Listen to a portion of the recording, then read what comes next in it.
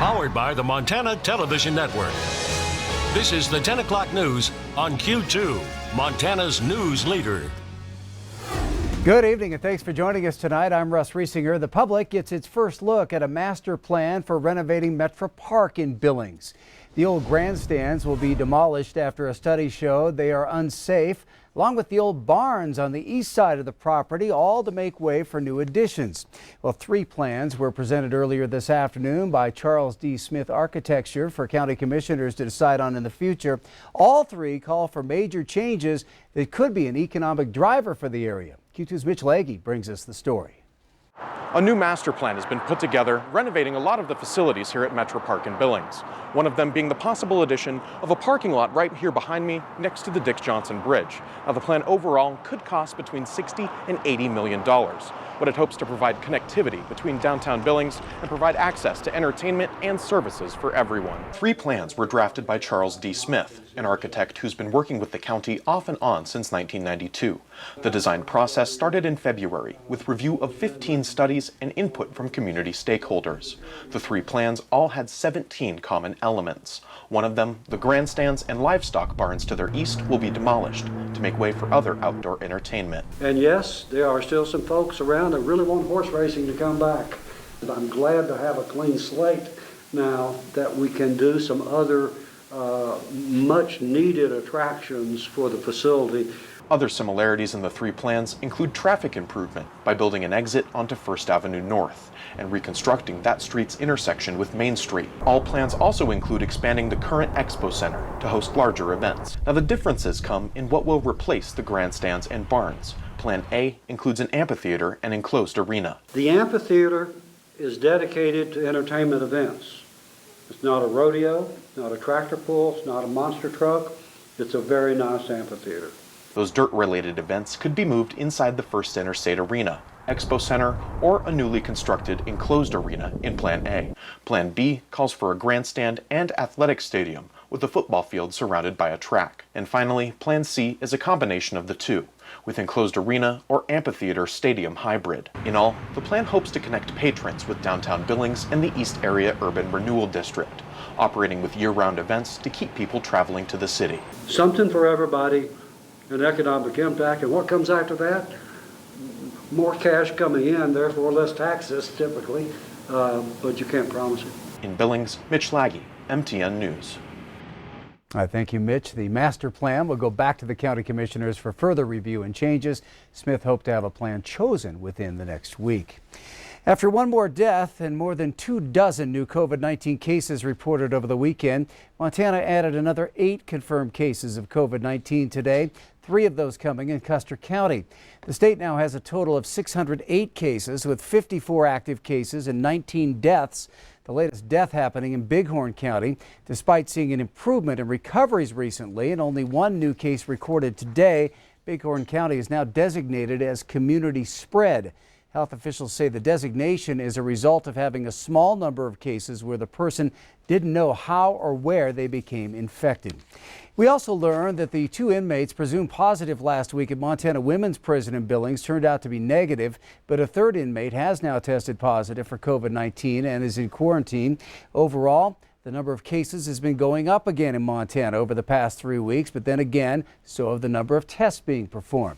Take a look at this graphic here. You can see that cases had started to dwindle near the end of May after nearly a month of being in the phase 1 shutdown, with 5 straight days of no cases reported at all beginning on May 21st. Well, since then, you can see that the number of cases started to go up right before the state moved to phase 2 of the reopening on June 1st. And there have continued to be cases reported every day since then, with 47 now in the past 4 days. Well, speaking of testing, there will be free public testing offered here in Billings this coming weekend. It'll be from 9 a.m. till noon Saturday in the upper parking lot at Metro Park. Health officials tell us they have 2,000 tests as of right now, but there could be more tests and testing days in the future. And there are 2 other public testing events scheduled for this week. Friday from 1 until 7 at Gardner High School in the high school parking lot, and Saturday from 10 a.m. until 4 p.m. in the Park High School parking lot in Livingston. At least 14 states that have seen recent spikes in hospitalizations. At least 19 states reported increases in their average fresh new COVID-19 cases compared to about 2 weeks ago. President Trump blames that bump on more advanced testing. The nation has performed more than 22 million COVID-19 tests to date. Our testing is so far advanced, it's so much bigger and better than any other country that we're going to have more cases. The Trump campaign now says there will be precautions in place this weekend in Tulsa for the president's first rally since the coronavirus pandemic paralyzed the country. The president claimed today that there are more than 1 million requests to attend that rally. Ticket holders will be required to sign a waiver saying they won't sue if they contract COVID-19. Well, for years, the term married on Sunday, fired on Mondays was a rallying cry for advocates of LGBTQ rights in the workplace. Tonight, those advocates are celebrating after the Supreme Court ruled the 1964 Federal Civil Rights Act protects employees from being fired for being gay or transgender. Here's CBS's Jan Crawford. There was a quiet moment of joy at the court over the landmark ruling that extends the promise of the Civil Rights Act to millions of LGBTQ employees. And supporters quickly took to Zoom, reacting with jubilation. Today is a landmark victory for LGBTQ equality. Today's decision expands the American promise of liberty and justice for all. I'm elated. Before today's decision, only 22 states outlawed employment discrimination based on sexual orientation and or gender identity, leaving gay employees like Gerald Bostock of Georgia with no protection. I was fired for being gay. A social worker, Bostock sued. Today's ruling bears his name. This decision ensures that no one will have to go to work fearful of losing their job because of who they are, who they love, or how they identify. The first major gay rights decision for the newly conservative court came as a surprise to many. Conservative Justice Neil Gorsuch, joined by fellow conservative Chief Justice John Roberts and the court's 4 liberals, wrote, "The language of the Civil Rights Act makes clear an employer who fires an individual merely for being gay or transgender defies the law." Dissenting justices said that was never understood to be a part of the 1964 law, and changes should come from Congress, not the courts, even in the hard cases, Justice Brett Kavanaugh wrote, when we might prefer a different policy outcome. Now, the Trump administration had argued that the 1964 Federal Civil Rights Act did not cover this kind of workplace discrimination. But later on Monday, the president said, and I quote, "We live with the decision of the Supreme Court," calling it very powerful. Jan Crawford. All right, turning to Chief Forecaster Bob McGuire now. And Bob, we are talking about some possible winter weather in the forecast. It is hard to believe. If you're going to be traveling tomorrow night and on into Wednesday morning from like Bozeman on over to through Butte into Missoula, you better pack a shovel and you better pack your winter driving skills because we've got a winter storm watch that starts tomorrow night. It goes through Wednesday morning, up to 8 inches of snow above the 5,000-foot level and maybe 12 to 15 inches of snow above the 6,500-foot level. And some of those passes, that's where they're at 5,000 feet, looking at some pretty heavy snow up there. They'll look for difficult travel and also difficult conditions in the backcountry as well. Here's how this whole thing's going to play out. You can see it here in our high-resolution forecast model. Here we are Tuesday night, 6:30 p.m., and then that stuff in the blue, that's your snow that's moving through right on through Wednesday morning, and then that whole thing just kind of wishes away by the time Wednesday night gets here. But we'll have the rest of your forecast in a few more minutes. Russ? All right, thank you, Bob. There are some additional openings and services now available at Glacier National Park. The west entrance gate will no longer close at 4:30 in the afternoon. Going to the Sun Road is open to avalanche, and the campground is available for day-use parking. The Village Inn Hotel and Lake McDonald Lodge are now open to overnight guests.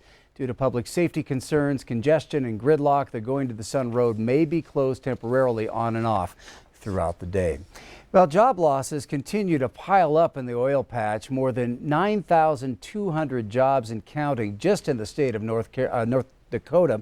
The latest report from North Dakota's Department of Mineral Resources warns that as funding for the government's Paycheck Protection Program expires, expect thousands of additional jobs to dry up as well. And that's just some of the bad news from the Bakken oil fields this month. The number of active oil rigs is down to just 10 this month. Nationwide, the Baker Hughes rig count fell to 279 last week. That's an all-time low dating back to 1940. The current oil slump is also reflected in North Dakota's April production figures, which dropped by nearly 8 million barrels since March. North Dakota also saw the number of active fracking crews fall from 25 to 1. Here in Montana, Ellen Olson, the executive director of the Montana Petroleum Association, calls the current industry downturn the worst he's ever seen. Today's West Texas Intermediate crude oil price was hovering in the mid to upper 30s. Most industry analysts believe the demand for liquid fuels may have bottomed out in May. A return to full recovery levels, however, isn't expected until the first or second quarter of next year at best. Still to come on tonight's 10 o'clock news, we're going to take to the air Billings Logan International, seeing an uptick in flights and passengers after a couple of months of very poor numbers. That story just ahead. And a little later in sports, from Bulls to Broncos, the Cody Night Rodeo is back in action this weekend.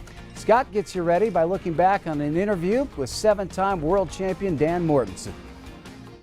You're watching MTN News with Janelle Slade and Russ Riesinger. Storm Tracker weather with Bob McGuire. And sports with Scott Breen.